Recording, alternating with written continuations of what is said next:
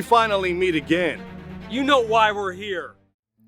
Hello everyone, my name is Patrick Farley. I am the writer, director, producer, and I play the role of Fennec in Fatal Encounter Emergence of Talents. My name's Gino Romo. I play Zagan. Hi, I'm Blake Heyer. I played Rich in our latest Fatal Encounter, Emergence of Talents. Hello, my name is Mick Barnes. I am the co-director, I'm a visual effects artist, and I act in Fatal Encounter Emergence of Talent.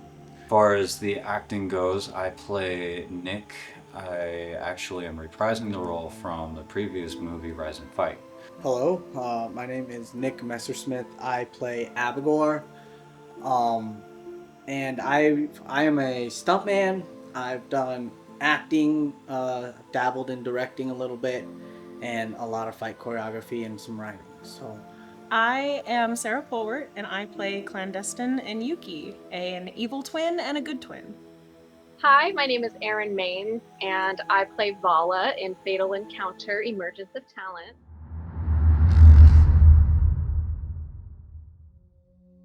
Fatal Encounter Emergence of Talents started off with like an idea of I wanted to continue the story of the first two Fatal Encounters. And I wanted to do it more quickly to where I still had all the same cast and crew, and then I can build upon that with a lot more cast and more crew. And so building upon the idea of continuing the story, I had a lot of really big ideas that were going to take hundreds of thousands of dollars to complete. Like having a scene where Zagan's going up against the US Army and destroying tanks. It was easier to change the story in a way to where he's partnered with the United States and he's using them to achieve his goals, using a lot of manipulation, using his politics, power, and money to get him to where he wants to be at, while still acknowledging his flaws to the audience. But not much, just enough to get you to like really like this guy or to be threatened by him in his power so he can continue to stamp and will stomp across you. And I wanted the film to be more centric around more than one character going through their trials and tribulations and their journey and stuff that they were trying to get done. This was the first one of the Fatal Encounters where we got to shoot in a lot of different locations. I know some people have approached me about having seen our teasers and talked about the big mansion we shot in, or this was the first time we got to travel to shoot somewhere and we got to go film in LA, and that was a lot of fun getting to travel with everyone to go film this. And our poor director Patrick and some of the other guys had to get all that equipment over to LA, and so they had to make the long drive from Reno to LA, which I think is 9-10 hours maybe. And me and Nick Messersmith got to fly, which was infinitely easier on us. You know, we didn't have to get up at stupid o'clock and start driving, and it was really wonderful getting to talk with Nick on the plane, just kind of shooting stuff back and forth. And it's nice having a travel companion, because initially I thought I was going to be making all those flights by myself. The camera work, that was very interesting because, well, the fact that we shot this over the course of, like, when did we actually start shooting this? A couple of years before we actually got, like, the last of it filmed. So there is you can see a little bit of difference between some of the shots whenever it comes to cinematography. The camera operation for this movie has been very interesting because I personally, I love camera operation. I love trying different things. I love experimenting with different angles and focal lengths and whatnot. And there's definitely times where I have challenged this director because we have a great relationship together. We work together for years now. So there are definitely times where I get the shot that he wants and then I get a shot that I want, and sometimes it does take things a little bit longer, but then we end up with a shot that has lens flare. It was pretty grueling schedule. So It's, just every day to me. The best days on set are anytime you can get ahead of schedule or nail the part, nail the line, nail the scene, whatever it is. So I think every day was a good day. But doing the stunt stuff and the action, that was a completely different path that I haven't had a chance to take. So that was exciting. It was grueling, and my body hates me. But in the end, it's worth it. It's worth it to try something that's not in your wheelhouse, something that's different. And I think it worked out. I mean, from what I'm seeing, it works out really good. So. Well, let's see. It's always a fun time on set. Any time that we get on set, there's always jokes to be made. There's always fun to be had. And even when we're being serious and getting the stuff done, it's always a lot of fun. I mean, getting to do action roles was not something that I thought I was going to get into when I first started acting. But generally, I really like doing action roles because the way that Patrick, our director, does these is he kind of goes on the flow, and since he's a second degree black belt, he knows, generally what a real fight would look like, so that's why his fight scenes always end up pretty freaking good. And I mean, with as limited experience I have with actually fighting people or doing anything physical like that, I feel like I did a pretty good job, and he gave me enough direction that I made it look realistic and fun. I've had a good experience here. Patrick's been very, very good at bringing you in. He brought me in last year. During COVID especially, and during COVID, making a film has always been difficult for everyone, but Patrick was very good with logistics and bringing us in. And then getting here, it was fun to work on it. It was fun to do some fight scenes and kind of get going with that. And then coming back this year has been a lot of fun.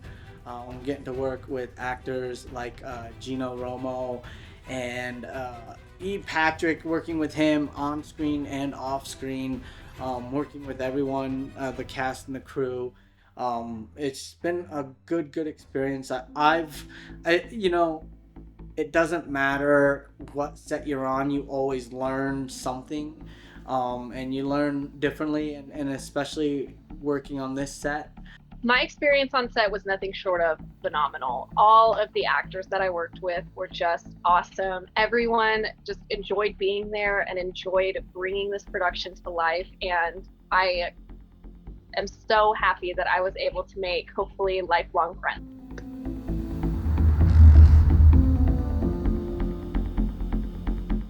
Zagan is a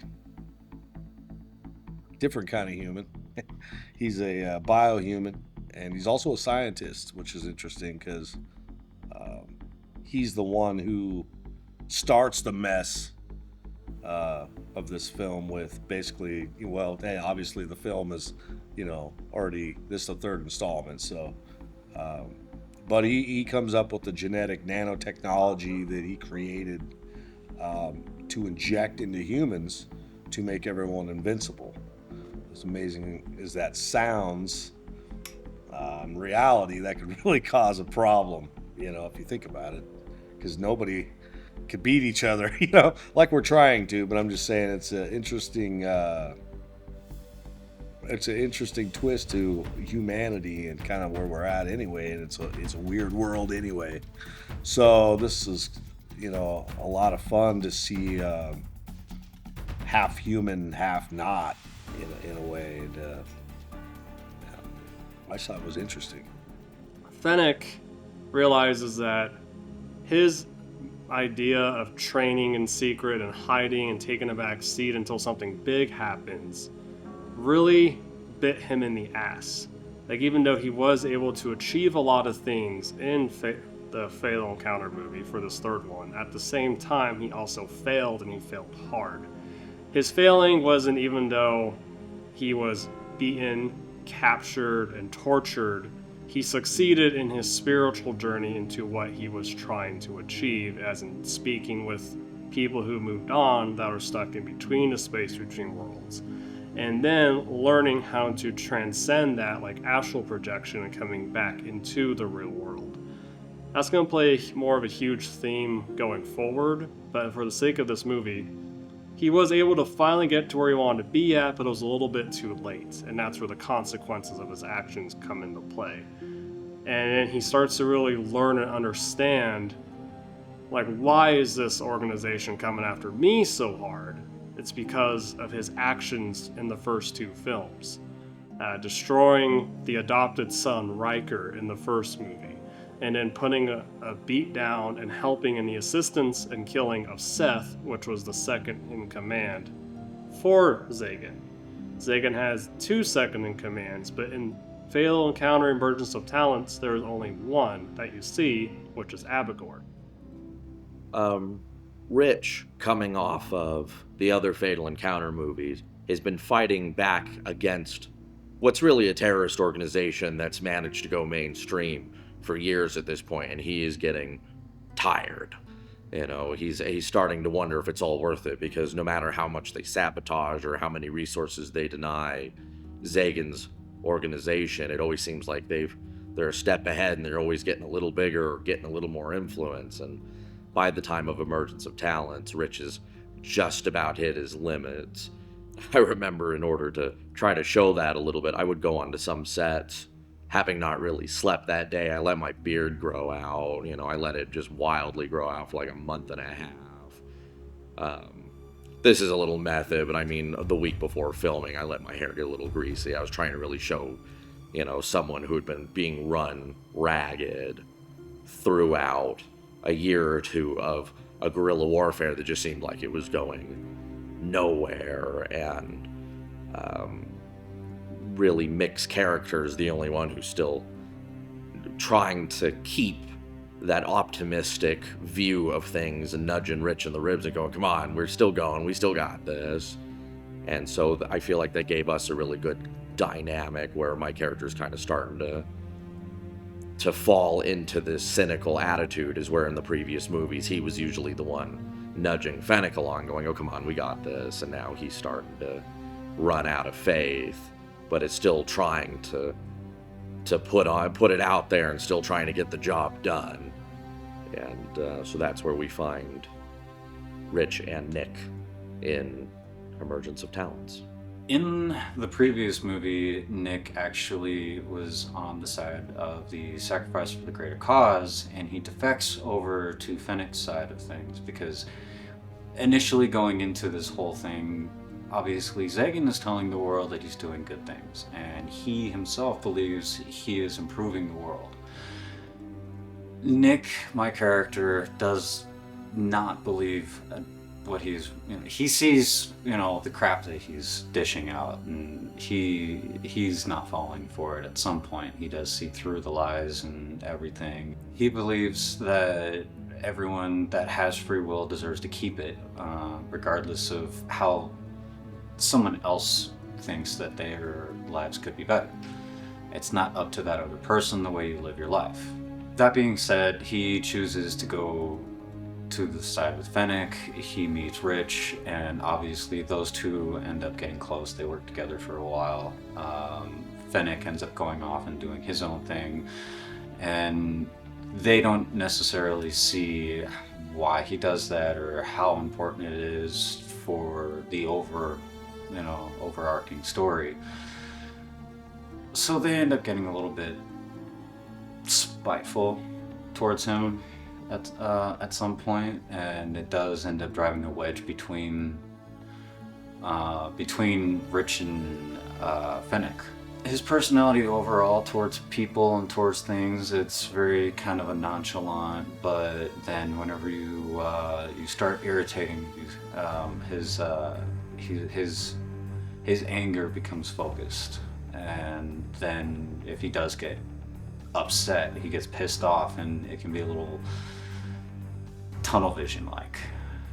He gets a little hyper fixated on the thing that is pissing him off, and someone needs to pull him back a little bit to remind him what's actually going on around him. Talking about the character, Abigor is character that when I first read the script, I thought of the film Universal Soldier with Luke Devereaux, and I kind of combined that with the Terminator and kind of got this character who has no emotion, but yet in the inside, underneath all that, he's still human. He still has feelings, still has that, but he has a strong exterior shell where he can get rid of that, because he's supposed to be a soldier. He's supposed to be the right hand of Zagan, so he can't show emotion through the whole film. I mean, I smirk a few times and I smile, but that's because it's his own muse. Generally, when you see Abigor, it's generally very stoic and, arms crossed, standing there. So I took that character and just kind of, I kind of added a little bit of myself into it, and Abigor was born. Well, Clandestine and Yuki are the daughters of Zagan, who is our big baddie in the film. And Clandestine is a scientist, probably one of the best scientists in the world, that was unfortunately killed at a very young age due to a virus that was spilled on her during an accident in the lab, and passed on to the afterlife. One of Fennec's many friends along the way to help him, save the day and stop all the biohumans. Yuki is her evil sister. Yuki's got a bloodlust and wants to please their father beyond all means, and is just generally crazy. But the hardest acting challenge for me in this movie was doing the torture room scene, believe it or not. I'm tied to a chair. Thank goodness I didn't have to use the bathroom until towards the end. But I'm also really getting into Fennec's deepest character flaws, and he truly believes like he's protecting his friends, but he doesn't understand that because of his actions, he's in his own situation, and relating to why does Zagan go after him personally? Like, what did he do to Zagan other than put down a couple of his commanders years ago? Oh, he murdered his adopted son. That will do it. And for a moment, Fennec does feel a lot of remorse for Zagan. He feels sad about it. In his eyes, he was just defending himself and taking out this threat that wouldn't stop bothering him. And now, seeing that everything has a chain reaction really hits him hard. And at that point in the movie, his mentality does change. Like, yes, he wants to stop Zagan no matter what, but he's not so naive as where he used to be. He's more understanding of everything going on around him, even if it's for better or for worse. So while Fennec is going through that, he finds puppy love. He finds some love in Clandestine, and he really wants to help her come back to life. And in doing so, he captures Yuki, her twin sister. Not so much brainwashing, but it's similar in the fact that he took the spirit of another girl and forced it upon Yuki and kicked her spirit out, or so the audience has chosen to believe at this time. And because of that, he brought Clandestine back to life, which is all fine and dandy, but then that led to a huge clash between Fennec and Rich. So now they're on two different sides of what they truly believe is right. Fennec sees this being the same thing as what he's taken out the bad guys and bringing more good and innocent people back to life, whereas Rich sees as being the same thing, like brainwashing. That clash and that inner conflict and that confrontation, I really, really enjoyed. I wrote the story too nice the first time around, where at the end everybody's having a beer and a good time in a cabin in the woods or something. And this time around, it was more the conflict of the characters is what drove them to be apart. And that's going to play a huge factor if we chose to go forward from here. And Fennec learns a lot in his actions throughout the film, but still ultimately believes at the very end that what he's done is right. But that's more of you guys to answer. In your opinion, did he do the right thing, or is he no different than the bad guys? This character was really a big opportunity for me because I had never been involved in a production of this scale before, which was very exciting. So I really wanted to dive into her character. And Vala really is, just a hardcore badass. She knows what she wants and she goes for it. So seeing her on the arm of Zagan quite a bit really, to me, just showed that she understands where to get power, and she loves it. She loves every minute of it. She is very confident in herself, which was very fun for me to play.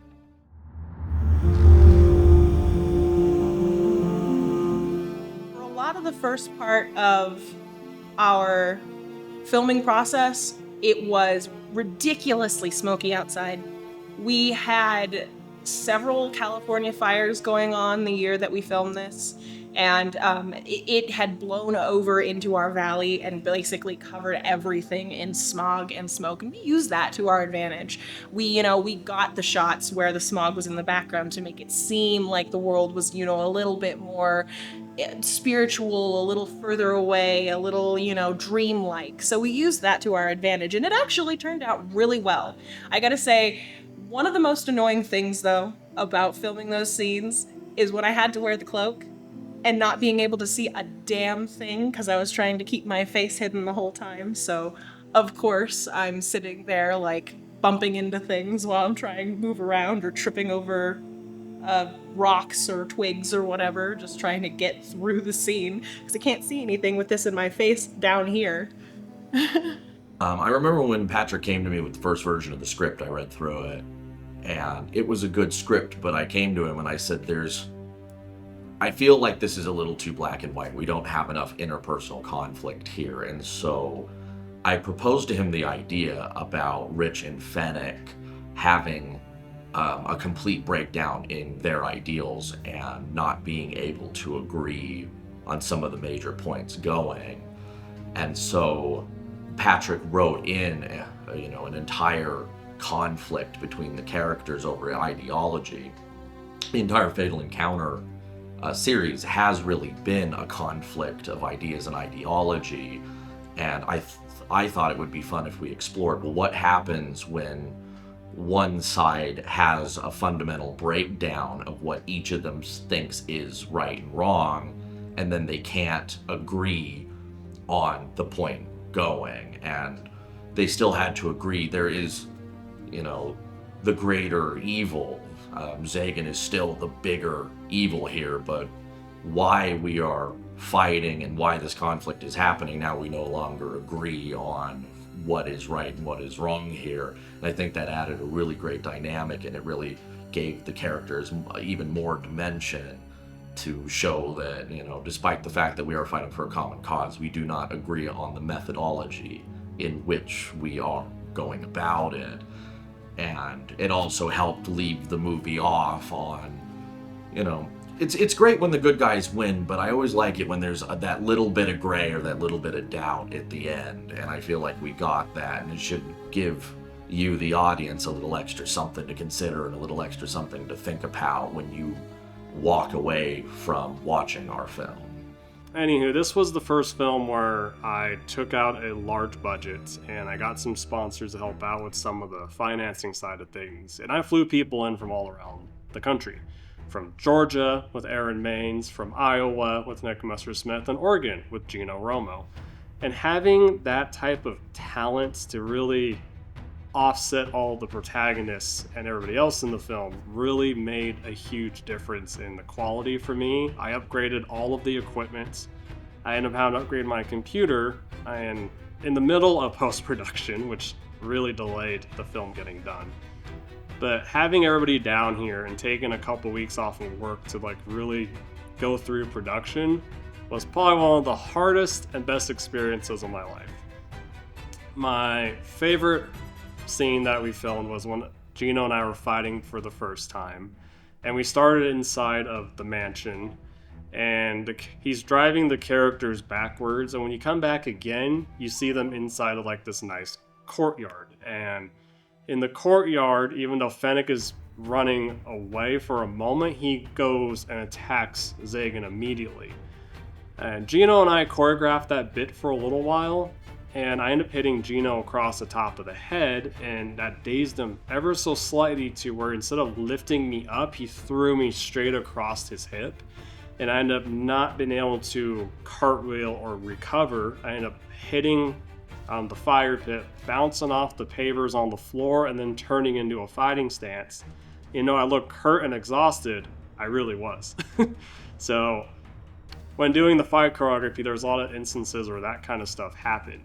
And it was a good learning experience and learning on how some people work with their own physical body's limitations and try and make it look as good as it can for the film. And if an accident does happen, just keep rolling with it, because you never know, like that might just be the best take. And since it's so authentic and realistic, if you're able to continue, just keep going on after that. And fight choreography is a lot of going back and forth, because you're not trying to make the fight 100% realistic, you're trying to make it the most entertaining for the audience. And I feel like that's pretty important. About a year ago, at this date, I think it's about a year ago, the director, Patrick Farley, reached out to me and said he was, I don't even know how he stumbled across me. That'd be a great question for me. Can I interview him? I want to interview Pat. Anyway, somehow he stumbled across me, and I don't know if it was, I don't even know how, but I was lucky that he did, and I didn't know what to expect, but I just got a message from him and his production. He was telling me about what he was doing and stuff, so I did my own research on him, and I was like, what I saw was guys that are passionate, also very skilled and talented in the martial arts community. Finishing the fight with Zagan the first time around, he beats Fennec, and Fennec gets smashed and falls into like this little river area. And so as his face falls and hits the dirt, I had a lot of fun writing, going, oh yeah, Fennec's covered in blood, he's on the verge of passing out, he has some concussions going on, he's just barely hanging on, and then I go to film the scene and I'm absolutely miserable. Like, I'm really happy and miserable at the same time that I have to be the one with all this mud on my face, fake blood oozing out of my mouth, and I'm laying face down in dirt. But it looks great on camera, and I'm glad I did it, but it wasn't the most pleasant experience, because who wants to lay in like this mud covered in fake blood and you can't even swallow your saliva because it's inside of your mouth? Absolutely miserable. But also the best time ever, because it's cool seeing that come to life from script to video. I always love coming onto an action film. When you do an action film, being a martial artist, being an actor, a stunt person, you have a style. When I direct an action film, I have a style.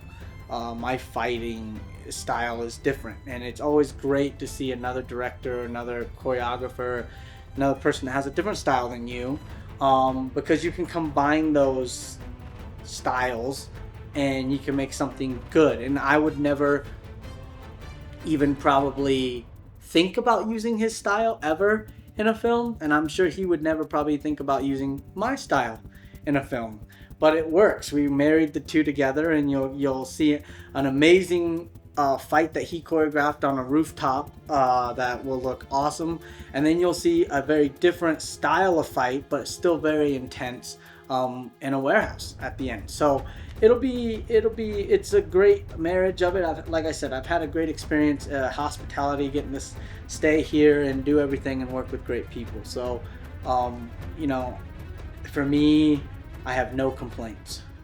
And Patrick booked us all in a really great suite together, and so I don't know. I never got to do any of that college frat boy stuff, but for like a night or two, it was like just having a guy's trip or a bachelor party. It was pretty cool, Got to go try a bunch of. I think we were staying in Hawthorne outside of L.A., and it was fun when we all kind of democratically came up with, oh, what are we going to go eat for dinner tonight? Or, just all the banter we would have. It was loads of fun. As far as the filming, I remember some of the tougher days were when as great as it was doing the rooftop in LA, the top of the roof was painted completely white, and it was sunny that day. And it shows a little bit in the film that we were all blind as heck, because with the refracted light off the roof and, you know, the sun being directly overhead, you can see us squinting. And you can see on some takes where we're trying to be very careful, you know, especially around Gino. You know, it's hard to see, so we're trying not to swing at him too hard or too close, or, you know, trying to be careful. We're up on a big concrete roof for a final scene, and we've got to bump around really hard, and, you know, but we also can't get ourselves injured because our time in LA, that was our first set of shots. We were in the warehouse for Mick and Nick's final fight scene the next day, and that was another challenge. Is, you know, we just went through a really hard fight scene. You know, everyone was on that roof. Mick and Nick were up there. They're not on camera, but I mean, we were up there, and it had to be 100-some degree weather, and we were getting sun-baked.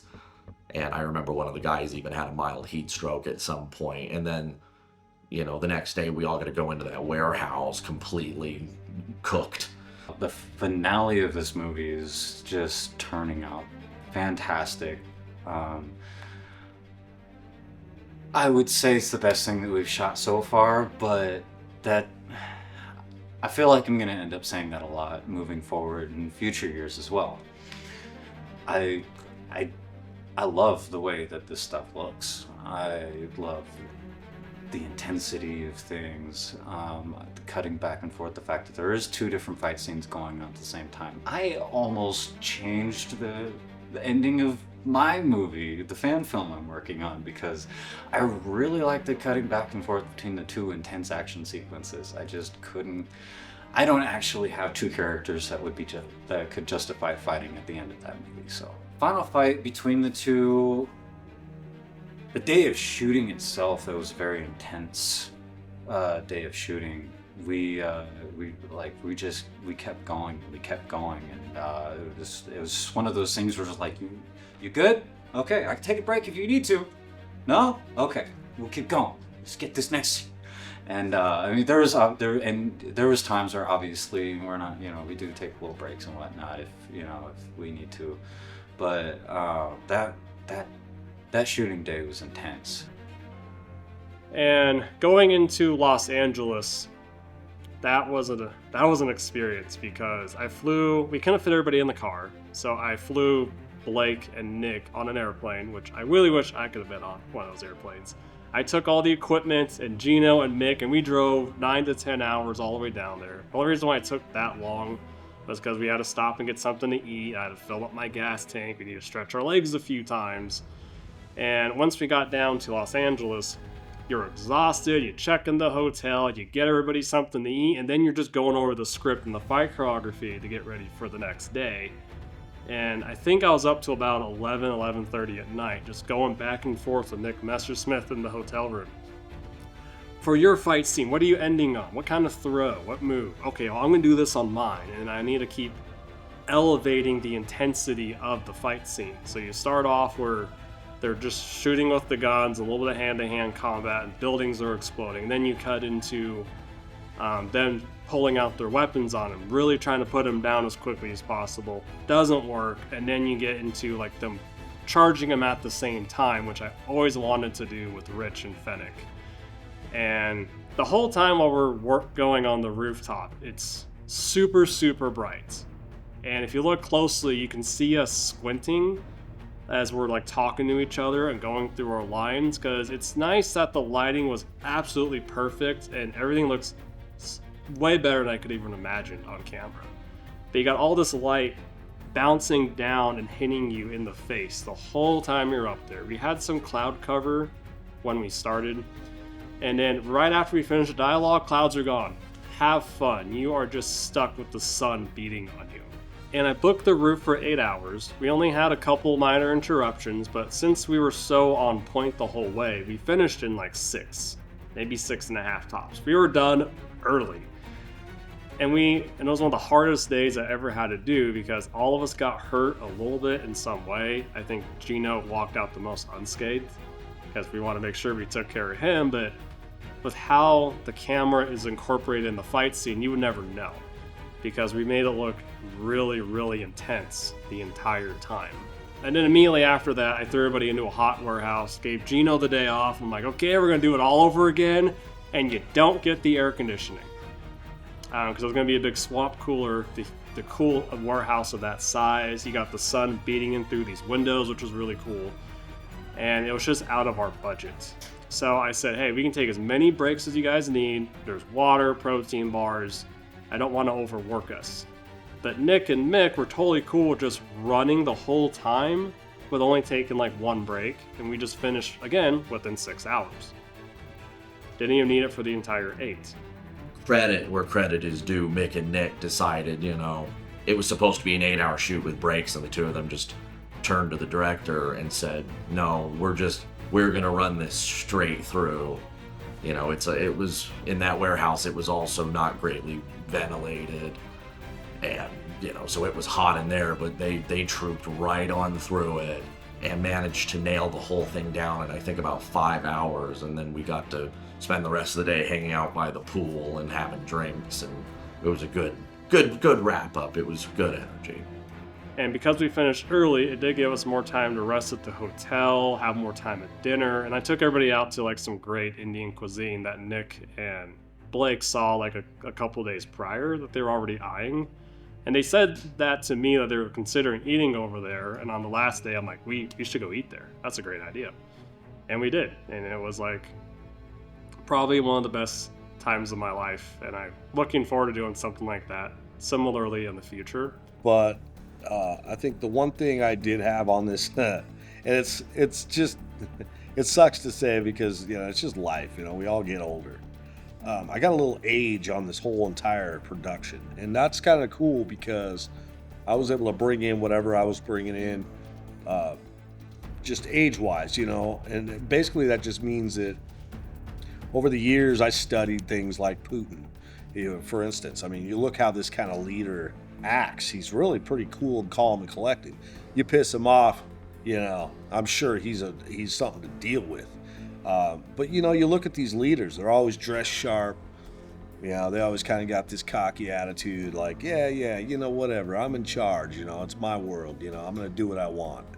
And I think I just, you go back to the Hans Gruber, with the Bruce Willis movies, and, just trying not to give it too much, but give it enough to where the audience goes, gosh, who is this Sagan guy, That's the inspiration on that is really just, you just got to live in the dialogue, because I think Sagan is all about just letting the world know who's in charge. And the dialogue was inspiring enough. I didn't really have to look any further, and study anything because of the past of the people I have studied in the past. It's just, you just kind of bring it together and go, oh, okay, he's just, the first line was like grabbed me, because it's like, geez, the first time you see Sagan, he's talking to everyone, and I mean everyone, the world. So that was telling to me, like, well, where are we going with this guy? He's talking to the world. That's a pretty bold dude.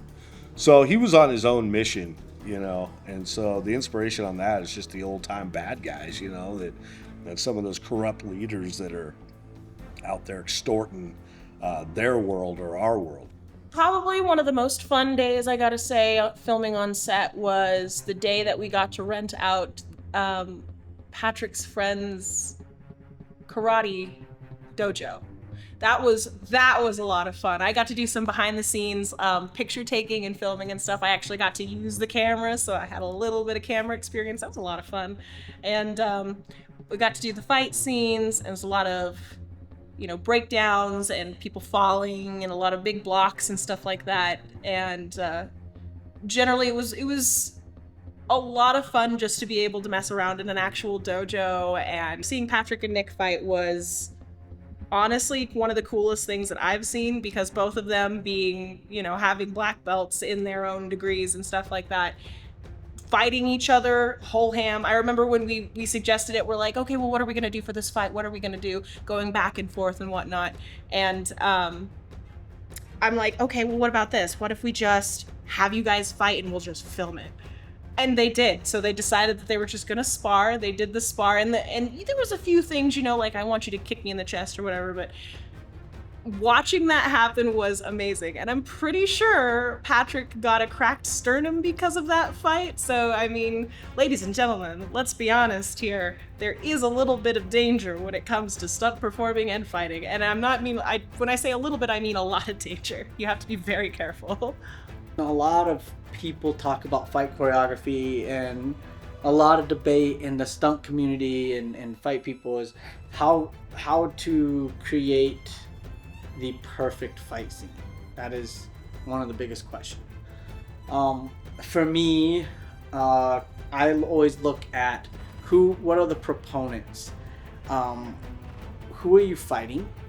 Do they have any experience? If so, what is their level? And what is the director's vision? That is what I'm looking at. It's easy when I direct a film and I do the fights. I already kind of know what I want, know what I'm looking for. When you're doing someone else's film, it's very different. Then you have to kind of say, well, what are they looking for? What kind of fight are they looking for? And who are the people I'm fighting?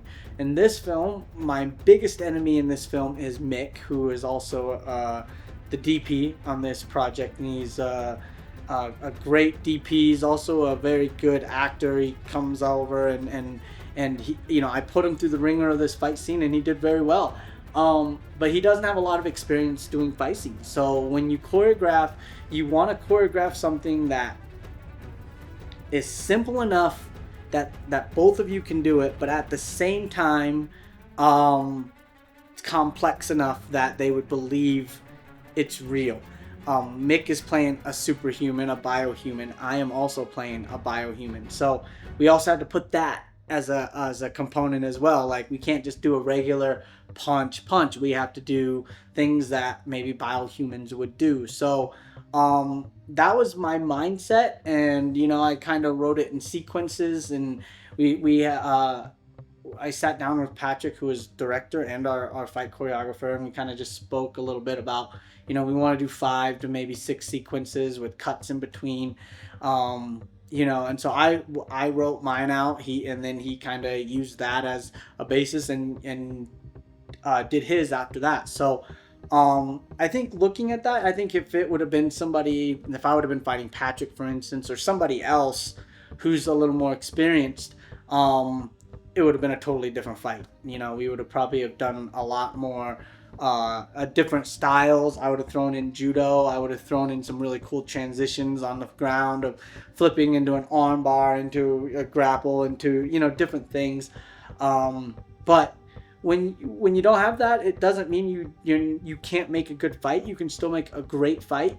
You just have to change the way you look at the fight and the way you approach the fight.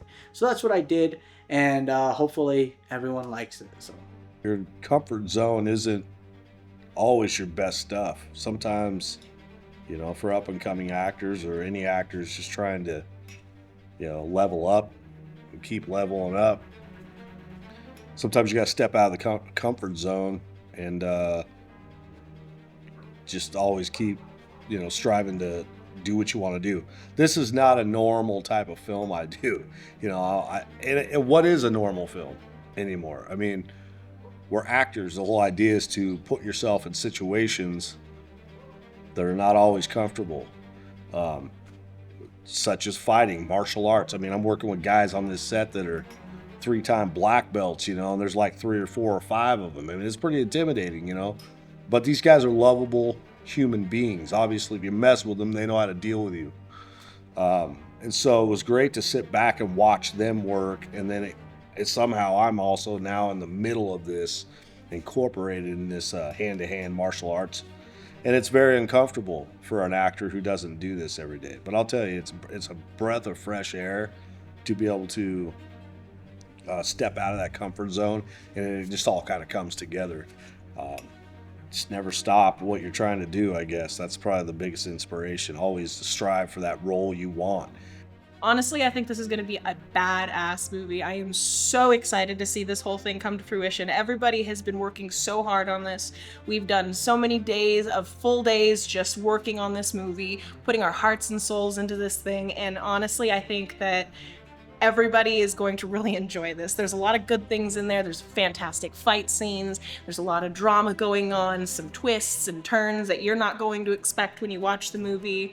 You know, we have some amazing actors and actresses working with us, and everybody is, you know, really putting their best foot forward out there, I'd say. A lot of people have mentioned they really liked the big mansion we filmed in, and we really have Patrick's parents to thank for that they let us just kick them out of their own house some days for a little while and just let us have a run of the place to make sure we could get all the scenes we needed and just make everything look as good as possible. So I really want to say thank you to them as well.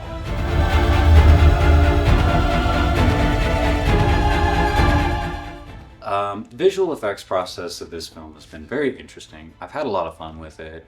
I've experimented a bit. There's been some stuff that I've learned.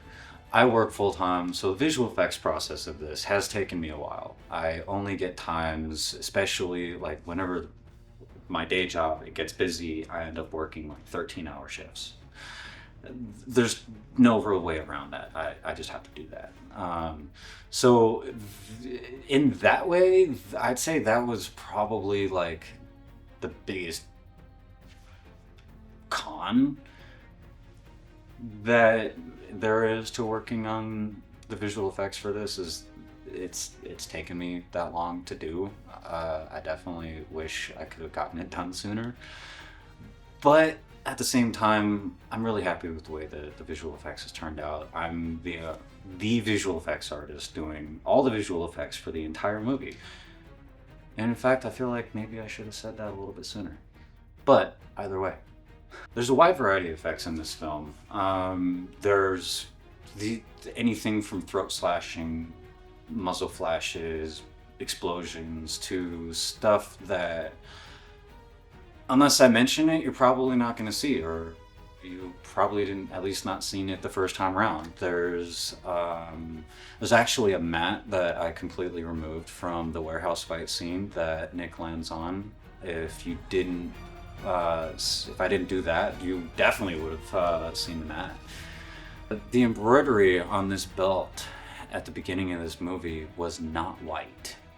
And for copyright purposes, and I'm not naming any names, has been a real pain in my ass. It really slowed things down because I ended up having to focus on that effect above everything for a while. And it was not an easy thing to do because I'm tracking that embroidery as the belt is bouncing around through the entire damn fight scene.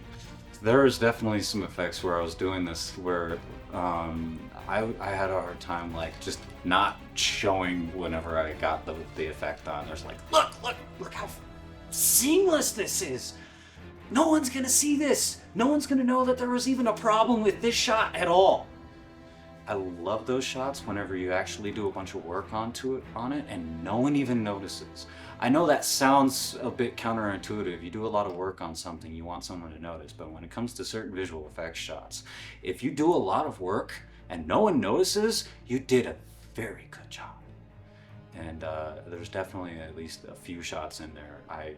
No one's gonna notice the issues that at one point were in the shot. I had a lot of fun doing the visual effects for this movie.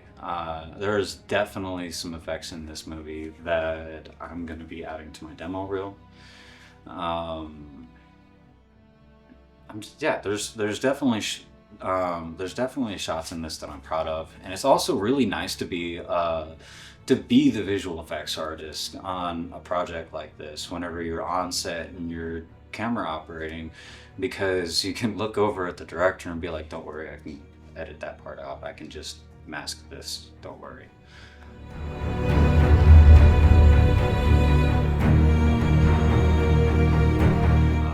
One thing I think that really helps when you want to get started is you'll always have a list of things that you want, a list of things that you really feel like you're going to need to start your project. And when you don't get it, you'll keep postponing and postponing and postponing. And I think one thing that we do well is sometimes we don't get everything we want. And Patrick, to his credit, knows where to improvise or where to cut his losses. And it allows, okay, we didn't get everything we need, but filming is going to happen on schedule. And he take those lessons and move forward with them. And we still get shot and we still get it in the can. And we are still able to put something out for people like you to see. And then we take what we have or what we've learned and we go to the next one. And then we get a little more of what we didn't get last time. And so, things get better, the equipment improves, we get more people. I mean, in our first fatal encounter, I think we had a total of 5 people. And I think on paper, we had somewhere between 8 and 10 people that were supposed to be there. And that's not including just general extras. But we condensed a few roles and we still ran with it. And we didn't let it, that kind of thing can delay you for years. And then you just never get your stuff going and it just never gets done. And you're not putting stuff out for people to see who you are or what you can do. Sometimes you just gotta let it go and do what you can with what you have and make it the best thing you can with what you have, because it will teach you something and it will show people that you can just roll with the punches instead of needing everything to be exactly what you want it to be. I think if the question I always ask myself is, what advice, if I could stand where I'm at now and I could talk to 18-year-old me going into film school, what would I say? And I've thought about that for a long time, and I think to him, but to any other filmmaker or actor or anybody starting off in the industry, number one is always be an open book. Always be willing to learn, because when I was 18, and you get that, you think you know everything, and you really don't. And you get into an industry like this, and it really humbles you. Do what you love. That's the best advice that I can give you, is if you love something, if you enjoy something and you want to do it, do it. Don't let anything hold you back. Don't let shyness hold you back. Don't let fear of not being good enough hold you back. Do what you love. Be that actress, be that actor. Go out there, make some fight scenes, get some bruises, get that shot, it's life's too short. Just do what makes you happy. So the advice that I would give to upcoming actors and actresses is to never turn down an opportunity that you really feel in your gut could be a great opportunity, even if you're not entirely sure. Like, do your research, look up everyone who's a part of the production. But in the end, sometimes you just gotta go for it. If you think this is an opportunity that can help you further your career, don't back out of it because you're scared. Take the opportunity and it'll be beneficial 9 times out of 10. And in the beginning, it's usually just getting a one line or getting a few lines, or just being in the scene and evolving. You'll evolve. You just got to keep hitting the road, hit the pavement, and work hard. And I got lucky. This is like I said, I didn't go through agency. There's no agents. There's no casting. There was nothing. There was a director who knew what he wanted, and he looked for the guys he wanted, and he was striving to get these guys. And the kind of wraps things up. If you're looking at creating films yourself and you realize you're hitting these walls and limitations, work with what you have, negotiate, do some trade work, put a little of your own money into it if you need to. Never stop trying to hit your next level of achievement, and you'll be surprised with how much you can do with what little you have. And that's what started the whole Fatal Encounter trilogy for me, is I have this much money, this much help, this equipment. I'm gonna go do something with it. Then the second one, I was like, I gotta do one new thing every project. I'm gonna get more crew, I'm gonna get some locations, I'm gonna upgrade my equipment, and we're gonna go do it again. And then again. And because of that aspiration and mentality, always wanting to be at the next level, I finally hit the mark of Fatal Encounter Emergence of Talents. But if I never made the first step, if I never wrote that first paragraph on paper, none of this would be possible. And it definitely wouldn't be possible without all the cast and crew that came to bring this to life. And I'm just really thankful for that. So never stop pursuing your dreams. Thank you guys so much for watching, and we're looking forward to creating pretty cool stuff going forward like we always want to. Have a good day, and we'll see you next time.